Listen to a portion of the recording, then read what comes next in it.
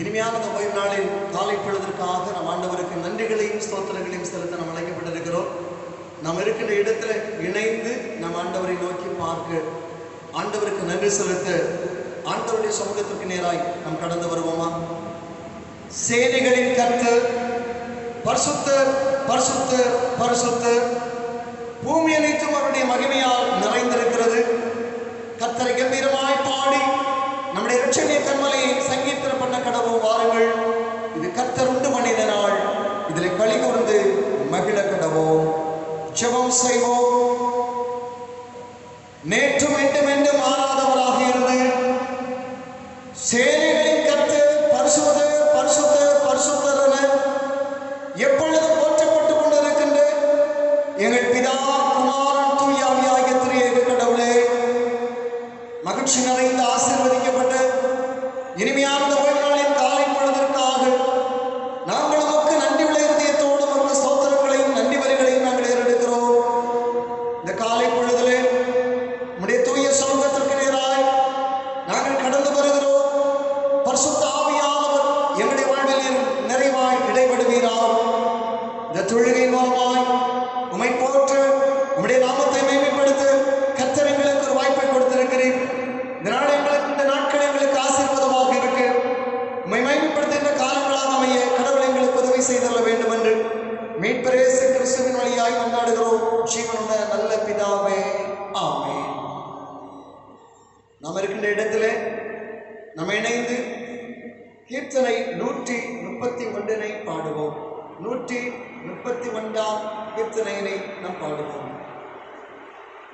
இயேசுவின் நாமமே திருநாமம், முழு இருதயத்தால் தொழுவோம் நாமும்.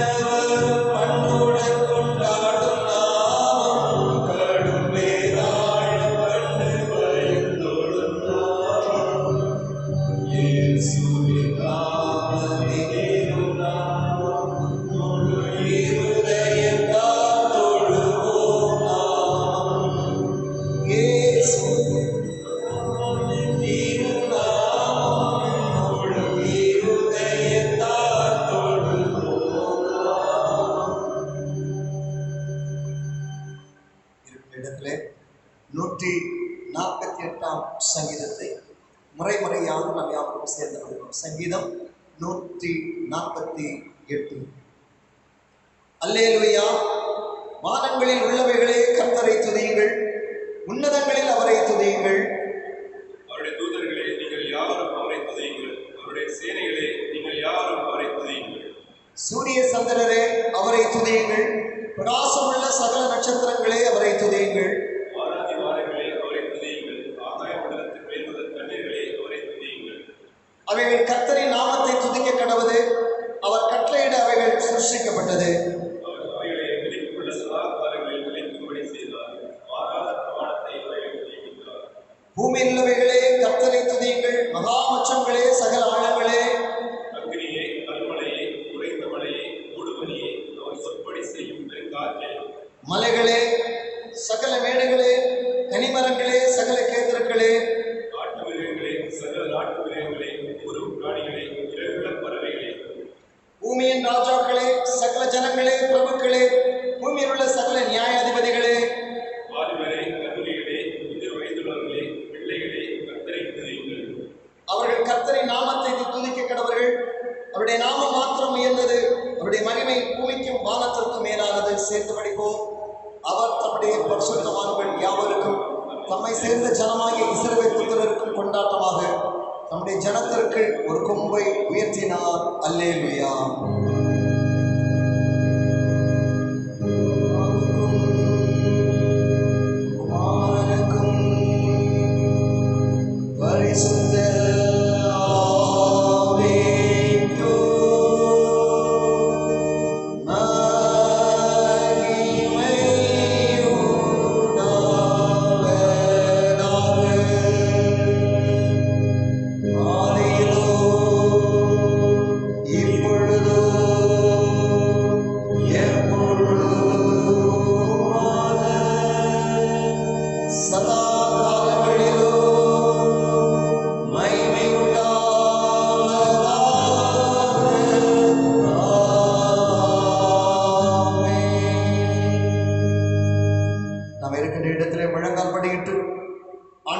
சமூகத்தினுடைய பிள்ளைகளின் குற்றங்களை நாம் மனத்தாழ்மையுடன் நாம் அறிக்கை செய்வோம்.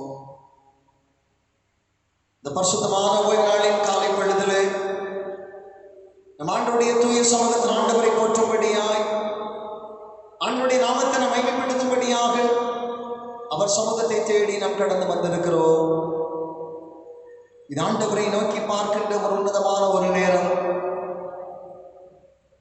நமக்கு வாழ்வு தந்த ஆண்டவருக்கு அவருடைய சமூகத்தில் நாம் உண்மையாய் இருப்பதற்காக ஆண்டவர் நமக்கு தந்திருக்கின்ற ஒரு சிறப்பான ஒரு வாய்ப்பு நேரம் என்பதனை புரிந்து கொண்டவர்களால் இந்த காலை பொழுதிலே நம்முடைய வாழ்விலே காணப்பட்ட மேந்தர்களையும் நம்முடைய வாழ்விலே காணப்பட்ட அக்கிரமங்களையும் மனத்தாழ்மையாய் ஆண்டவருடைய திரு சமூகத்தில் நாம் அறிக்கை செய்வோம். ஆண்டவர் சொல்லுகிறார், மன திரும்புங்கள், பரவராஜ்யம் சமீபமாய் இருக்கிறது என்று சொல்கின்ற வார்த்தையோடு ஒவ்வொரு நாளும் நம்மோடு கூட பேசிக் கொண்டிருக்கிறாரே. இந்த கால வேளையில அந்த வார்த்தைக்கு நாம் செவி கொடுக்க நம்ம வருவோமா? வருத்தப்பட்டு வாரம் சுமக்கின்றவர்களே, நீங்கள் எல்லாரும் என்னிடத்தில் வாருங்கள், நான் உங்களுக்கு இளைப்பாற தருவேன் என்று சொல்லி வரிந்து இழைக்கும் ஆண்டவருடைய தூய சமூகத்திலே நம்முடைய பாவ சுமைகளை, வருத்த சுமைகளை இறக்கி வைக்க நமக்கு வருவோமா?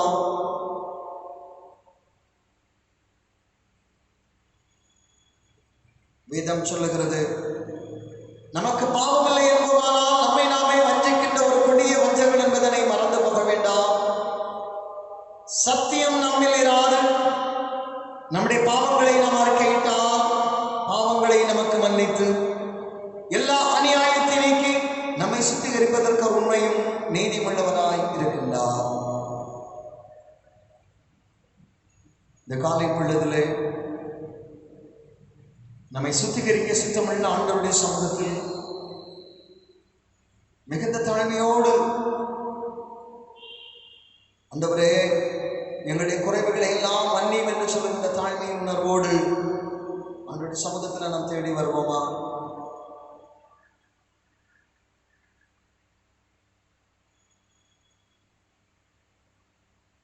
தன்னுடைய பாவ நிலையினை உணர்ந்து அந்த இளைய மைந்தன், நான் எழுந்து என் தகப்பனிடத்திற்கு போய், தகப்பனே, பலத்துக்கு விரோதமாக உமக்கு விரோதமாக நான் பாவம் செய்தேன், இனிமேல் உடைய குமாரன் என்று சொல்லப்படுவதற்கு நான் பாத்திரம் அல்ல, உடைய கூலிக்காரன் ஒருவனாக என்னை வைத்துக் கொள்ளும் என்பேன் என்று சொல்லி தன்னை தாழ்த்தி திருந்தினது போல இந்த காலை வேளையில், ஆண்டவரே, உம்முடைய குமாரன் அல்லது உமது குமாரத்தி என்று சொல்லப்படுவதற்கு நான் பாத்திரம் உடையவர்கள் அல்ல, எங்களை மன்னித்து ஏற்றுக்கொள்ளும் நாதா என்று சொல்லுகின்ற தாழ்மையின் உணர்வோடு ஆண்டவருடைய சமூகத்திற்கு நேராக நாம் திரும்பி வருவோமா? ஆண்டவருக்கு நேராய் திரும்புகின்ற ஒரு நேரம், நம்முடைய வாழ்வை ஆண்டவருடைய சமூகத்தில் முழுமையாய் அர்ப்பணிக்கின்ற ஒரு உன்னதமான ஒரு நேரம். தாழ்மையோடு ஆண்டவரை நோக்கி பார்ப்போமா? உண்மையான மனதோடு யார் யார் ஆண்டவருடைய திருச்சமூகத்திற்கு நேராய் திரும்பி வருகின்றார்களோ, அவருடைய வாழ்விலே காணப்படுகிற எல்லா குற்றங்களையும் ஆண்டவர் மன்னிக்கிறார், எல்லா மீறல்களையும் ஆண்டவர் மன்னிக்கிறார். கிழக்குக்கும் மேற்குக்கும் எவ்வளவு தூரமோ அவ்வளவு தூரமாய் நம்முடைய வாழ்விலே காணப்படுகிற எல்லா பாவ அழுக்குகளிலும் இருந்து ஆண்டவர் நம்மை மீட்டெடுக்கிறார். அந்த மன்னிப்பின் நிறைவோடு நம்முடைய உள்ளத்தின் ஆழத்துக்கு ஆண்டவருக்கு நன்றி சொல்லுவோமா? நம்ம எல்லாரும் வாய்களை திறந்து, ஆண்டவரே, நாங்கள் உம்மை ஸ்தோத்தரிக்கிறோம், உம்மை மகிமைப்படுத்துகிறோம் என்று சொல்லி நன்றி உள்ள இருதயத்தோடு நம் ஆண்டவரை ஸ்தோத்தரிப்போமா? வேதம் சொல்லுகிறது, கர்த்தரை துதியுங்கள், அவர் நல்லவர், அவர் கிருபை என்றும் உள்ளது. கர்த்தரை துதியுங்கள், அவர் நல்லவர், அவர் கிருபை என்றும் உள்ளது. இந்த உன்னதமான ஆண்டவரை நன்றியோடு நாம் போற்றுவோமா? அந்த உன்னதமான ஆண்டவருக்கு நன்றி உள்ள இருதயத்தோடு ஸ்தோத்திரங்களை நாம் ஏறெடுப்போமா? ஒவ்வொரு நாளும் ஆண்டவர் நம்மை நிறைவாகவே பாதுகாத்து வருகின்றார். ஆண்டவருடைய பராமரிக்கின்ற தினம் நம்மோடு கூட இருந்தது. ஆண்டவர் நம்மை பாதுகாத்து வழிநடத்தி வருகின்றார்.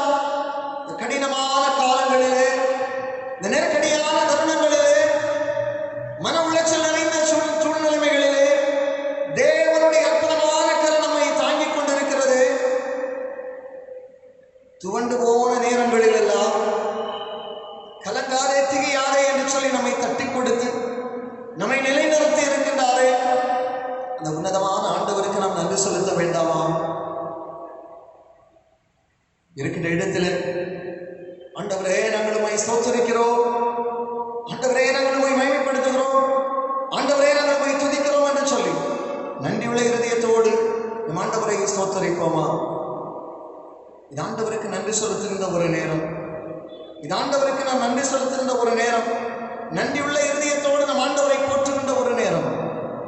ஆகவே தாவீதோடு இணைந்து, தாவீதின் ஸ்தோத்திர ஜெபத்தை நாம் இணைந்து ஏறெடுப்போமா?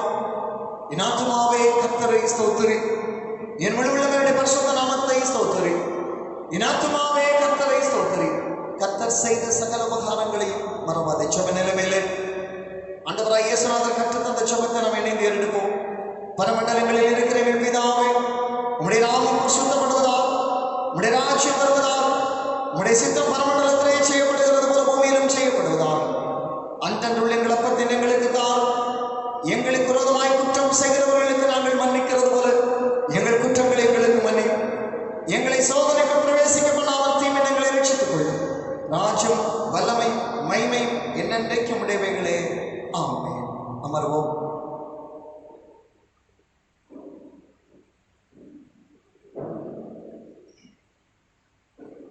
வாசிக்கும்படியாக தெரிந்து கொள்ளப்பட்ட திருமறை பகுதி யோவான் எழுதின நற்செய்தி நூல் 4ஆம் அதிகாரம் 19வது வசனத்திலிருந்து 24ஆம் வசனம் வரை அடங்கிய திருமறை பகுதிகளை படிக்க கேளுங்கள். யோவான் 4ஆம் அதிகாரம் 19வது வசனத்திலிருந்து 24வது வசனம் வரை அடங்கிய திருமறை பகுதிகள். அப்பொழுது ஸ்திரீ அவரை நீ தீர்க்கதரிசி என்று காண்கிறேன். எங்கள் இந்த மலையிலே எங்கள் பிதாக்கள் இந்த மலையிலே தொழுது கொண்டு வந்தார்கள், நீங்கள் எருசலேமில் இருக்கிற ஸ்தலத்திலே தொழுது கொள்ள வேண்டும் என்கிறீர்களே என்றாள். அதற்கு இயேசு, ஸ்திரீயே, நான் சொல்லுகிறதை நம்பு. நீங்கள் இந்த மலையிலும் எருசலேமிலும் மாத்திரமல்ல, எங்கும் பிதாவை தொழுது கொள்ளும் காலம் வருகிறது. நீங்கள் அறியாததை தொழுது கொள்கிறீர்கள், நாங்கள் அறிந்திருக்கிறதை தொழுது கொள்கிறோம். ஏனென்றால் ரட்சிப்பு யூதர்கள் வழியாய் வருகிறது. உண்மையாய் தொழுது கொள்கிறவர்கள் பிதாவை ஆவியோடும் உண்மையோடும் தொழுது கொள்ளும் காலம் வரும். அது இப்பொழுதே வந்திருக்கிறது. தம்மை தொழுது கொள்கிறவர்கள் இப்படிப்பட்டவர்களாக இருக்கும்படி பிதாவானவர் விரும்புகிறார். தேவன் ஆவியாய் இருக்கிறார். அவரை தொழுது கொள்கிறவர்கள் ஆவியோடும் உண்மையோடும் அவரை தொழுது கொள்ள வேண்டும் என்றார்.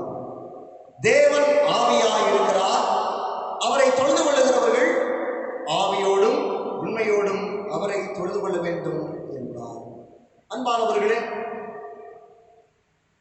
இந்த ஓய்வு நாளின் காலை பொழுதில் நாம் இருக்கின்ற இடத்துல ஆண்டவரை நோக்கி பார்க்க, ஆண்டவருக்கு நாம் ஆராதனை செய்ய, ஆண்டவருக்கு நாம் நன்றி செலுத்த நாம் அழைக்கப்பட்டிருக்கிறோம்.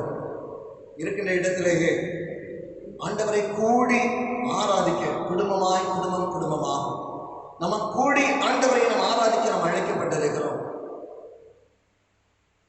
வழிபாடு அல்லது தொழுகை, ஆங்கிலத்தில் சொல்லுகிற வார்த்தை worship என்பது மனிதனுக்கும் கடவுளுக்கும் இடையே உள்ள உறவை வலுப்படுத்துகின்ற ஒன்றாகவே அமைந்து விடுகிறது.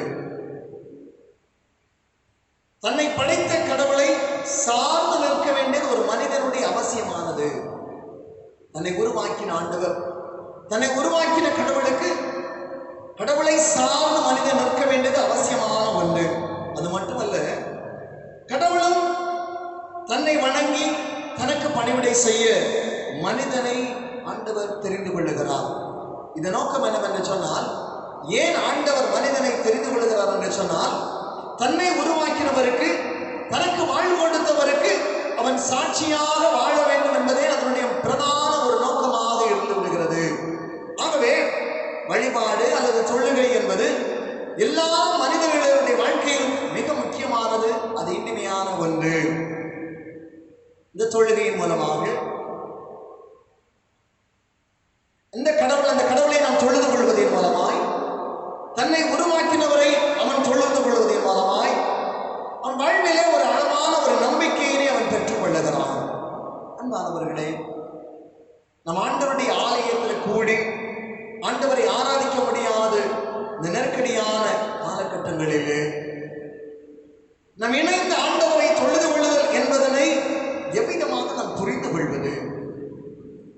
நான் முழு மனதோடு எப்படி ஆண்டவரை ஆராதிப்பது?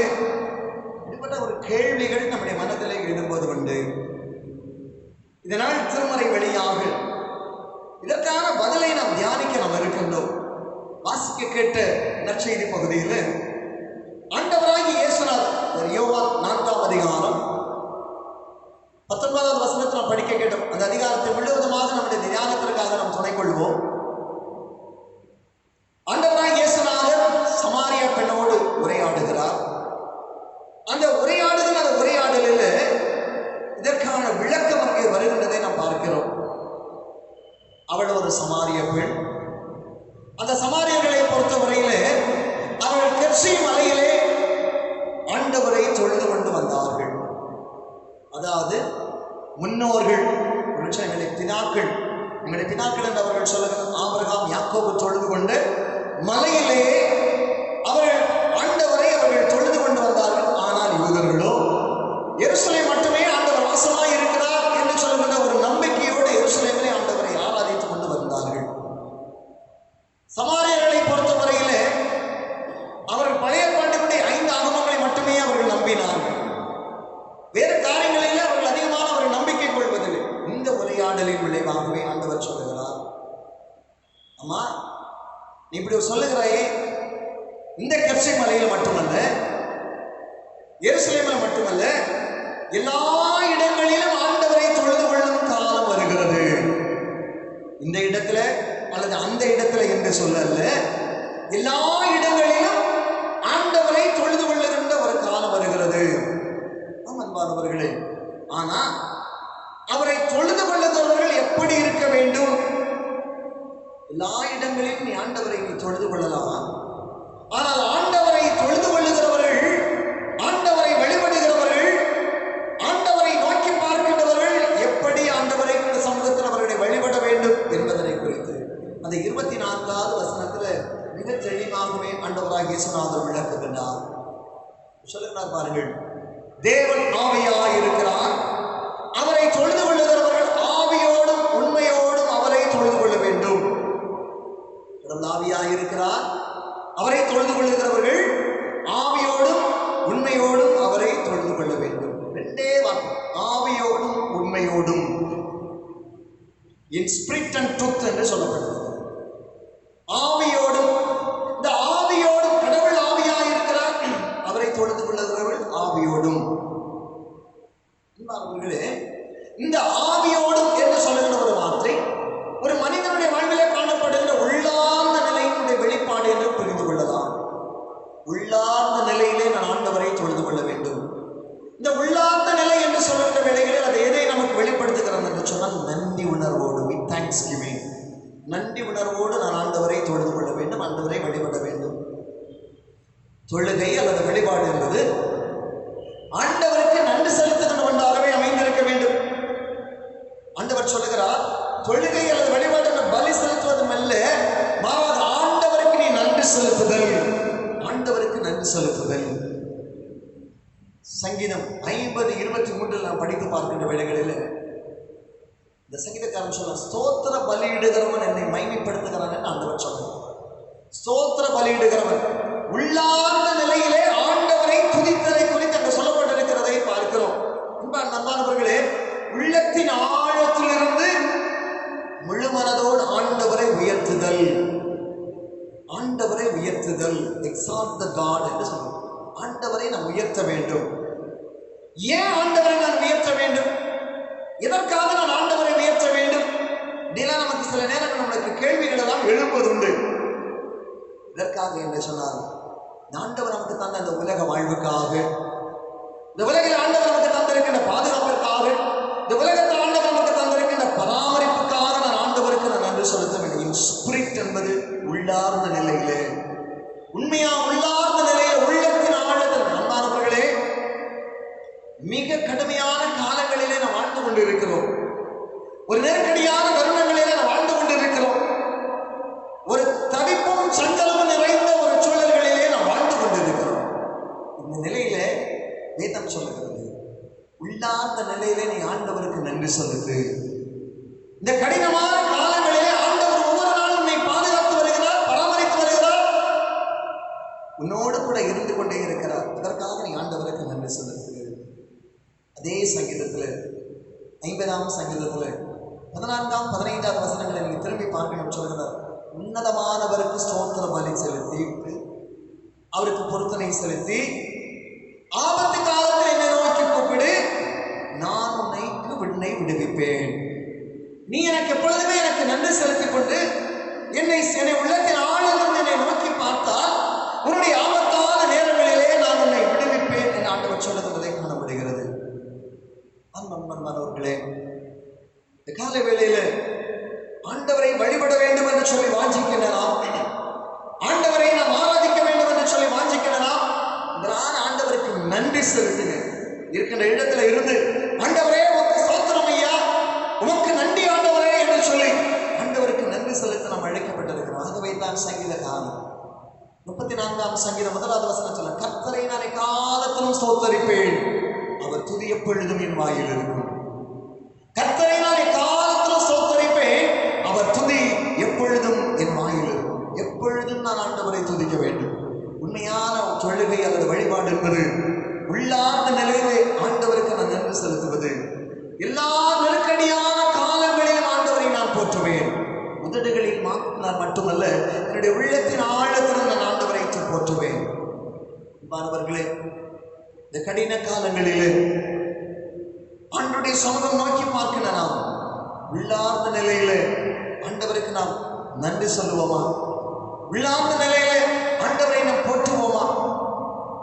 இரண்டாவது அந்த பகுதியில் பார்க்கின்ற வேளைகளில் இன்னொரு வார்த்தையில் அவர் சொல்லுகிறார், உண்மையோடும் என்று சொல்கிறார். ஆவியோடும் உண்மையோடும் ஆண்டவரை தொழுது கொள்ள வேண்டும். உண்மையோடு கூடிய ஒரு வழிபாடு, உண்மையோடு கூடிய ஒரு தொழுகை. இந்த உண்மை என்பது ஒரு பியூரிட்டி, ஒரு தூய்மையினை ஆழமாக நமக்கு வலியுறுத்துது. Is a thought of purity என்று சொல்லப்பட்டிருக்கிறது. கடவுள் இஸ்ரவேல் ஜனங்களுக்கு தன்னை வெளிப்படுத்துகின்ற வேளைகளிலே லேவியராம் 19ஆம் அதிகாரம் 2வது வசனத்தில் அவர் சொல்லுகிறார், நான் பரிசுத்தர், ஆகையால் நீங்களும் பரிசுத்தராயிருங்கள். நீ என்னை தொழுது கொள்ள வேண்டுமானால், என்னை பரிசுத்தமான நீ என்னை தொழுது கொள்ள முடியும். ஏனென்று சொன்னால் நான் பரிசுத்தர். இந்த நாளுக்குரிய திருமதுரை பகுதியில் பழையற்பாட்டின் பகுதி ஏசாயா 6ஆம் அதிகாரத்தில் வருகிறது. அந்த ஏசாயா 6ஆம் அதிகாரத்தில் தீர்க்கன் ஆண்டவரை பார்க்கிறான். பார்க்கிற வேளையில் அவன் சொல்லுகிறான், சேனைகளின் கர்த்தர். ஏசாயா 6ஆம் அதிகாரம் 3வது வசனம் சொல்ல, சேனைகளின் கர்த்தர் பரிசுத்தர் பரிசுத்தர், பூமி அனைத்தும் அவருடைய மகிமையால் நிறைந்திருக்கிறது. சேனைகளின் கர்த்தர் பரிசுத்தர் பரிசுத்தர், பூமி அனைத்தும் அவருடைய மகிமையால் நிறைந்திருக்கிறது. அந்த உண்மை என்பது ஒரு தூய்மையோடு கூட தொடர்புடைய உண்டு. அந்த தூய்மையான உள்ளம் என்று நாம் பார்க்கிற வேளைகளில் அந்த தூய்மையான உள்ளம் எதோடு தொடர்புபடுத்தப்படுகிறது என்று சொன்னால் கீழ்ப்படிதலோடு கூட தொடர்புபடுத்தப்படுகிறது. தூய உள்ளத்தோடு ஒரு ஆண்டவரை ஆராதிக்கின்ற ஒரு மனிதன், தூய உள்ளத்தோடு ஆண்டவரை ஆராதிக்கிறவன், தூய உள்ளத்தோடு ஆண்டவரை வெளிப்படுகிறவன் ஆண்டவருடைய வார்த்தைக்கு கீழ்ப்படுகின்றவனாக இருக்க வேண்டும். அது கீழ்ப்படிதலை வெளிப்படுத்த வேண்டும். ஆண்டவருக்கு கீழ்ப்பட்டு இருக்கிறேன், அதாவது என்னுடைய வாழ்க்கை என்பது ஆண்டவருடைய வார்த்தைக்கு கீழ்ப்படிந்து நடக்கின்ற ஒரு வார்த்தை. நான் ஆண்டவருக்கு கீழ்ப்படிந்து நடக்க வேண்டும். ஆண்டவர் எனக்கு எதை காண்பிக்கிறாரோ அல்லது எனக்கு எதை சொல்லிக் கொடுக்கிறாரோ அதன்படி என்னுடைய வாழ்க்கையை நான் அமைத்துக் கொள்ள வேண்டும். அதுதான் உண்மையான ஒரு தொழுகை என்று சொல்லப்படுது. நண்பர்களே, ஒரு சின்ன உதாரணத்துக்கு இந்த பகுதியில் நான் திருமறையில் சொல்லுகிறேன். 1 சாமுவேல் 15ஆம் அதிகாரத்தை நீங்கள் படிக்கின்ற வேளைகளில் கடவுள் சவுலிடத்தில் சொல்லுகிறார், அமலேக்கியரை குறித்து ஒரு காரியம் சொல்லுகிறார். அமலேக்கியருடைய ஒரு போருக்கு போர்ல நான் உனக்கு வெட்டியை தருவேன், நீ என்ன செய்ய வேண்டும்? அமலேக்கியருடைய எதையும் நீ தொடக்கூடாது, எதையும் நீ மாய்க்கக்கூடாது, எடுத்துட்டு வரக்கூடாது அப்படின்னு சொல்லுகின்ற ஒரு கடுமையான ஒரு கட்டளையினை அவருக்கு கொடுத்து விடுகிறார். எதுவுமே அவனுக்கு தேவையில்லை, எதுவும் எனக்கு தொடக்கூடாது. ஆனால் அவன் அங்கு வருகின்ற வேளைகளில கொழுத்த சில ஆடு மாடுகளை அவன் திரும்பிக் கொண்டு வரும். கேள்வி எழுப்பப்படுகிறது, ஐயா என்ன ஏன் ஆடு மாடு தீர்க்கம் கேட்கிறான், என்னை ஆடு மாடுகளினுடைய சத்தம் எல்லாம் கேட்கிறது அப்படின்னு கேட்கிறவன் சொல்லுகிறான், ஆண்டவருக்கு பலி செலுத்தும்படியாய் சிலவற்றை நான் கொண்டு வந்திருக்கிறேன் அப்படின்னு சொல்லுகிறோம். ஆண்டவருக்கா அன்பானவர்களே, அந்த இடத்துல வசனம் சொல்லுகிறது பாருங்க. 1 சாமுவேல் 15ஆம் அதிகாரம் 22வது வசனத்துல, கர்த்தருடைய சத்தத்திற்கு கீழ்ப்படிவதை பார்க்கிலும் சர்வாங்க தகன பலிகளும் கர்த்தருக்கு பிரியமாக இருக்குமோ. ஆண்டவர் சொன்னவன் ஒன்றை கொண்டு வராத, ஒன்று தொடாது. இது ஆண்டவருடைய வார்த்தை. இது கர்த்தர் அவனுக்கு கொடுத்த உனக்கு ஒரு வெற்றியை தருவேன், ஆனால் எதை நீ தொடாது. உன்னுடைய பார்வைக்கு இச்சிக்கிற எதையும் தொடாது, எது நல்லதுனாலும் அதையும் தொடாது, எதையும் தொடாது, எது உனக்கு வேண்டாம். ஆனால் அவன் சிலவற்றை அவன் கொண்டு வருகிறான். இந்த வசனத்தில் சொல்லுகிறார் பாருங்க, பலியை பார்க்கிலும் கீழ்ப்படிதலும், நிலத்தை பார்க்கிலும் செவி கொடுத்தலும். பலியை பார்க்கிலும் கீழ்ப்படிதலும், இனத்தை பார்க்கிலும் செவி கொடுத்தலும். அன்பானவர்களே, தொழுகை அல்லது வழிபாடு என்பது ஆண்டவருடைய சத்தத்திற்கு கீழ்ப்படிந்து வாழுகின்ற ஒரு அனுபவம். அந்த தொழுகையிலே தான் ஆண்டவர் இருக்கிறார்.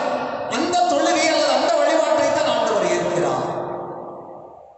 கால வேளையில் ஐயோ நான் ஆண்டவருடைய சமூகத்தில் நான் ஆராதிக்க முடியல, ஆண்டவருடைய சமூகத்தில் கூடி ஆராதிக்க முடியல, நாங்கள் இணைந்து கூட்டம் கூட்டமாய் ஆண்டவருடைய சமூகத்தை ஆராதிக்க முடியலையே அப்படின்னு சொல்லி நாம் ஏக்க நம்முடைய உள்ளத்தில் இருக்கிறது. ஆண்டவர் சொல்லுகிறார், இருக்கின்ற இடத்துல உன்னுடைய இல்லங்களை நீ ஆலயங்களாக மாற்றி, நீ உண்மையான மனதோடு தூய்மையான உள்ளத்தோடு நீ ஆண்டவரை நோக்கிப்பார், நீ ஆண்டவரை நோக்கிப்பார், சூழல்கள் எல்லாம் சரியா மாறும். அன்பானவர்களே, ஏசாயா 66 அதிகாரம் 2வது வசனத்தில் சொல்லுகிறது, சிறுமைப்பட்டு ஆவியில் நொறுங்குண்டு என் வசனத்திற்கு நடுங்குகிறவனை நோக்கி பார்ப்பேன். நான் எந்த தொழுகையை நான் அங்கீகரிக்கிறேன், யாருடைய தொழுகையை நான் அங்கீகரிக்கிறேன் என்ற கேள்விக்கு ஆண்டவர் சொல்லுகிறார். சிறுமைப்பட்டு ஆவியில் நொறுங்குண்டு உடைந்த உள்ளத்தோடு, ஆவியில் அழகாக சொல்லணும், நொறுங்குண்ட இருதயத்தை நீர் புறக்கணி. தேவனே, நொறுங்குண்டதும் நறுங்குண்டதுமான இருதயத்தை நீர் புறக்கணி. உடைக்கப்பட்ட உள்ளத்தோடு தாழ்மையோடு ஆண்டவருடைய வசனத்திற்கு நடுங்குகிறவனையே நான் நோக்கி பார்க்கிறேன். அன்பானவர்களே, இந்த காலை வேளையில நம்ம இருக்கின்ற இடத்துல ஆண்டவருக்கு நன்றி செலுத்தி, ஆண்டவரை சோத்தரித்து, நொறுக்கப்பட்ட உள்ளத்தோடு ஆண்டவருடைய வசனத்திற்கு கீழ்ப்படிந்து, ஆண்டவரே நீர் என்ன செய்ய சித்தமாயிருக்கிறீர் என்று சொல்கிற ஒரு அர்ப்பணிப்பின் சிந்தையோடு ஆண்டவருடைய சமூகத்திற்கு நேராக நாம் திரும்பி வருவோம். அது ஆண்டவரை நாம் நோக்கி பார்க்கின்ற வேளைகளில் ஆண்டவர் நம்மை ஆசீர்வதிக்க வருவதெல்லாம் ஆண்டவருடைய அளவற்ற ஆசீர்வாதம் நம்முடைய வாழ்விலே நிறைவாய் தங்கும் என்பதில் சந்தேகமே இல்லை. அன்புக்குரியவர்களே, கர்த்தர் நிச்சயமாய் ஆண்டவருடைய சமூகத்தில் நம் ஆண்டவரை கூடி ஆராதிக்கும்படியான ஒரு நாட்களை ஆண்டவர் வெகு விரைவிலே ஆண்டவர் கட்டளையிடுவார். ஆண்டவரே, எங்களை தாழ்த்துகிறோம், அந்த காலங்களை எங்களுடைய வாழ்விலே தாருமையா என்று சொல்கிற தாழ்மையும் சிந்தையோடு ஆண்டவரை நோக்கி பார்ப்போமா? கர்த்தர் தாமே நம்மை ஆசீர்வதிப்பாராக.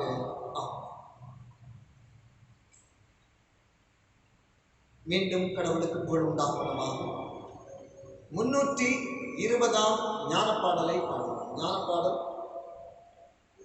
320.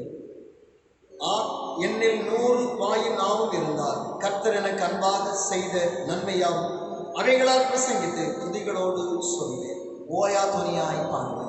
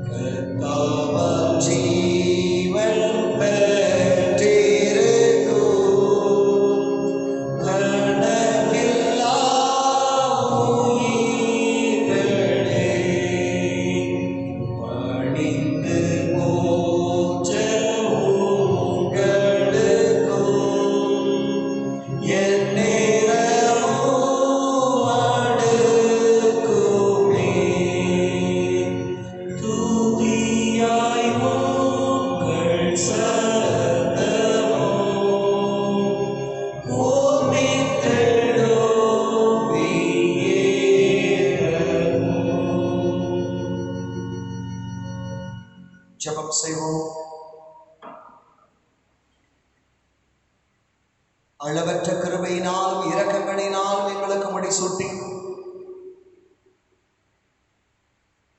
நம்முடைய அன்பினால் எங்களை இடைக்கட்டி எங்களை எப்பொழுதும் பாதுகாத்து பராமரித்து வருகிற எங்கள் அன்பின் தூய கர்த்தாவே, அமைதியான மகிழ்ச்சி நிறைந்த ஓய்வு நாளின் காலை பொழுதிலே உம்முடைய தூய சமூகத்திற்கு நேராக எங்களுடைய கண்களை நாங்கள் ஏறெடுக்கவும் உம்மை நோக்கி பார்க்கும்படியாய் உம்மை தொழுது நாங்கள் ஆராதிக்கும்படியாய் இந்த காலை பொழுது நீர் எங்களுக்கு கொடுத்ததற்காக நாங்கள் உமக்கு நன்றி சொல்லுகிறோம். உம்மை ஸ்தோத்தரிக்கிறோம். நீர் என்னுடைய வாழ்வில் நன்மை செய்து கொண்டிருக்கிறீர். நன்மையான ஈவுகளினால் எங்களுடைய வாழ்வில் எங்களை நிறைத்துக் கொண்டிருக்கிறீர். எங்களை பாதுகாத்துக் கொண்டிருக்கிறீர். உம்மை நாங்கள் நன்றி உள்ள இதயத்தோடு உம்மை ஸ்தோத்தரிக்கிறோம் சுவாமி. கடுமையான நெருக்கடியான இந்த காலகட்டங்களிலே ஒவ்வொரு நாளும் உடைய பாதுகாவல் எங்களோடு கூட இருப்பதற்காக உமக்கு நாங்கள் நன்றி சொல்லுகிறோம். உம்மை வழிபடுதல் என்பது, உம்மை தொழுது கொள்ளுதல் என்பது உங்களுடைய வாழ்வின் ஒரு நம்பிக்கையின் ஒரு உறுதிப்பாடாகவே அமைந்திருக்கிறது என்பதனை இந்த கால வேளையை நாங்கள் உணர்ந்து கொள்ளவும், நாங்கள் எப்படி உம்மை ஆராதிக்க வேண்டும் என்பதனையும் எப்படி உம்மை வழிபட வேண்டும் என்பதனையும் ஆண்டவர் எங்களுக்கு உணர்த்தி இருக்கிறேன். உள்ளார்ந்த நிலையிலே உண்மையோடு பரிசுத்தமாய் தூய்மையான உள்ளத்தோடு நுரமுண்ட உள்ளத்தோடு உம்மை நோக்கி நாங்கள் பார்க்கின்ற வேளைகளில் அந்த தொழுகையினை ஆண்டவர் அங்கீகரிக்கிறீர். அந்த தொழுகையில நாங்கள் ஏறெடுக்கின்ற விண்ணப்பங்களுக்கு எங்கள் ஆண்டவர் எங்களுக்கு செவி கொடுக்கிறீர். எங்களுடைய வாழ்வுக்கு வளமான காலங்களை கட்டளையிடுகிறீர் என்பதனை புரிந்து கொள்ள நீர் எங்களுக்கு உதவி செய்ததற்காக நாங்கள் உமக்கு நன்றி சொல்லுகிறோம்.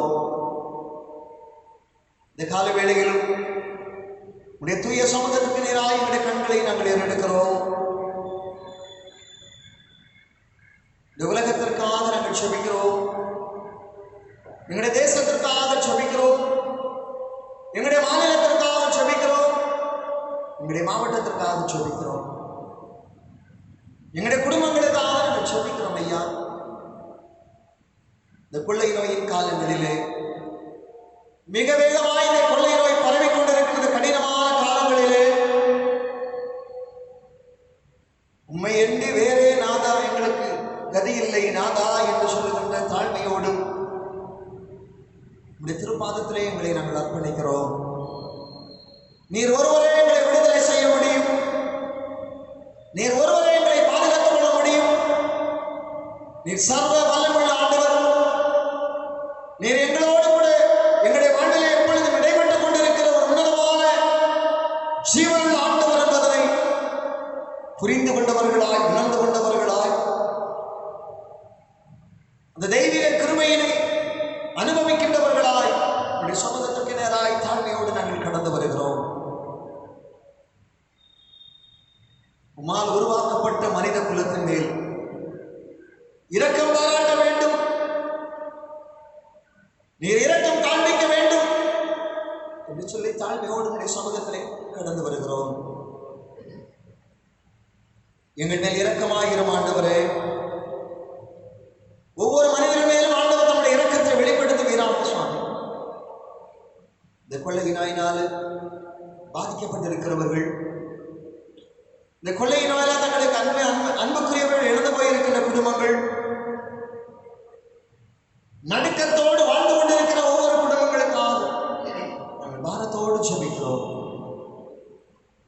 தேவ கிருபையின் இரக்கங்களும் உடைய பாதுகாப்பு பராமரிப்பு ஒவ்வொரு மக்களையும் தாங்கட்டும் ஐயா. இந்த தொல்லை நோயிலிருந்து மக்களை விடுவிப்பதற்காக அரசு எடுக்கிற முயற்சிகளுக்காக இந்த பணியிலே தங்களை ஈடுபடுத்தி இருக்கிற அரசு பணியாளர்கள், காவல்துறையினர், மருத்துவர்கள், தாதியர்கள், தூய்மை பணியாளர்கள் ஒவ்வொருவருக்காக விசேஷமாக நாங்கள் செபிக்கிறோம். தேவனுடைய பாதுகாவலும் பராமரிப்பும் ஒவ்வொரு மக்களோடு கூட நிறைவாய் தங்கியிருக்க தேவரீர் உதவி செய்தல்ல வேண்டும் என்று நாங்கள் செபிக்கிறோம். இந்த காலை வேளையில உங்களுடைய உள்ளத்தின் ஆழத்தில் மக்கள் நன்றி செலுத்தி உடைய வசனத்திற்கு கீழ்ப்படிந்து உம்மை நோக்கி பார்க்கிற ஒவ்வொரு உள்ளங்கள் மேலும் தேவனுடைய வல்லமையான கரம் இறங்கும்படியாக நாங்கள் ஜெபிக்கிறோம். இந்த நெருக்கடி நிமித்தமாய் தங்களுடைய வாழ்வாதாரங்கள் இழந்து தவிக்கின்றவர்கள், பொருளாதார இழப்புகளை சந்தித்துக் கொண்டிருக்கிறவர்கள், தொழில்களிலே நசிவுகளை சந்தித்துக் கொண்டிருக்கிற மக்கள் ஒவ்வொருவருக்காக நாங்கள் ஜெபிக்கிறோம். கர்த்தருடைய கிருபை, தேவனுடைய வழிநடத்துதல் அவர்களோடு கூட இருக்க வேண்டும் என நாங்கள் ஜெபிக்கிறோம். பல்வேறு நோய்களினால் பாதிக்கப்பட்டு வீடுகளிலே மருத்துவமனைகளிலே அனுமதிக்கப்பட்டிருக்கிற ஒவ்வொரு மக்களுக்காக நாங்கள் ஜெபிக்கிறோம். சுகமுடையதையா உடைய வல்லமையான கரத்தில் நம்முடைய மக்களை கர்த்தர் குணப்படுத்துவீரார். இரக்கமுள்ள ஆண்டவரே, ஒவ்வொரு மனிதனுடைய வாழ்வில் காணப்படுகிற பயத்தையும் நடுக்கத்தையும் சஞ்சலத்தையும் ஆண்டவர் எடுத்து போட வேண்டும் என நாங்கள் ஜெபிக்கிறோம். உடைய வசனத்திற்கு நடுங்குகிறவனை நான் நோக்கி பார்ப்பேன் என்று சொல்லி இருக்கிறீரே ஆண்டவரே, உடைய வசனத்திற்கு நடுங்குமை நோக்கி பார்க்கிற எல்லா மக்களையும் ஆண்டவர் ஆசீர்வதிக்கிறார். யார் யார் அப்பா என்று சொல்லி, யார் யார் தெய்வமே என்று சொல்லி நோக்கி கூப்பிடுகிறார்களோ எல்லாருடைய கூப்பிடுதலுக்கும் ஆண்டவர் செவி கொடும். ஐயா, நான் சமீபத்திற்கு மாத்திரமல்ல தூரத்திற்கும் கர்த்தர் என்று சொல்லி இருக்கிறேன். உடைய பிள்ளைகள் எந்த தேசத்தில் இருந்தாலும் சரி, எந்த இடத்தில் இருந்தாலும் சரி, உம்மை நோக்கி கூப்பிடுகிற ஒவ்வொரு உள்ளங்களையும் ஆண்டவர் தொடுவீராக, குணப்படுத்துவீராக. உடைய வல்லமையான கரத்தை நான் அவர்களை பாதுகாத்துக் கொள்ள வேண்டும் என நாங்கள் ஜெபிக்கிறோம். இரக்கமுள்ள ஆண்டவரே, நாங்கள் குறைவுள்ளவர்கள், பல நேரங்களிலே உம்மை விட்டு நாங்கள் தூரமாய் போயிருக்கிறோம். எங்களை மன்னியும் ஆண்டவரே என்று சொல்கிற தாழ்மையோடு கடந்து வருகிறோம். உம்மை கூடி ஆராதிக்கக்கூடிய நல்ல காலங்களை ஆண்டவர் விரைவாய் தருவீராம். அது உமாலதான் முடியும் என்பதை நாங்கள் விசுவாசிக்கிறோம். அந்த நம்பிக்கையோடு உடைய சமூகத்தில் நாங்கள் காத்து வருகிறோம். இந்த வார்த்தைகளை கேட்கின்ற ஒவ்வொரு மக்கள் மத்தியிலும் உடைய வல்லமை வல்லமையாய் செயல்படுவதாக, உடைய வல்லமை வல்லமையாய் இறங்க வேண்டும் என்ற லட்சியம், ஆறுதலையும் சமாதானத்தை நம்பிக்கையை ஆண்டவர் தருவீரார். என் வாழ்க்கையில நான் ஆண்டு ஒருங்கிற உள்ளத்தோடு ஆண்டவரை நோக்கி பார்த்தார்.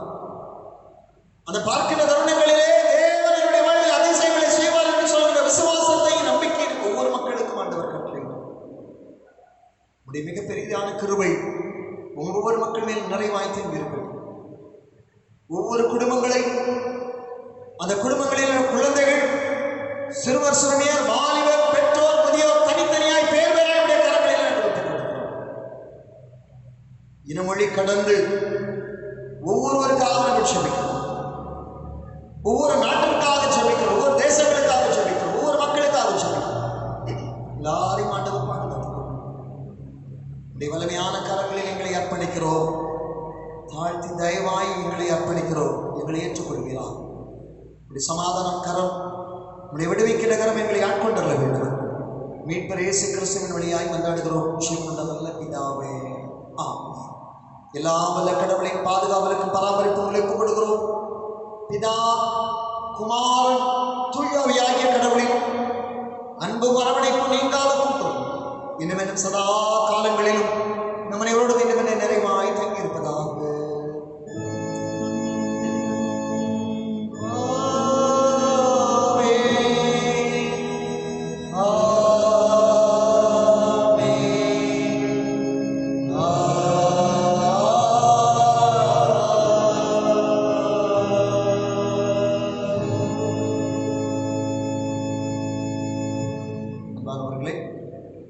ஆசீர்வாதம் கிருபை நாளில் நம்மளோடு கூட இன்னும் நிறைவாய்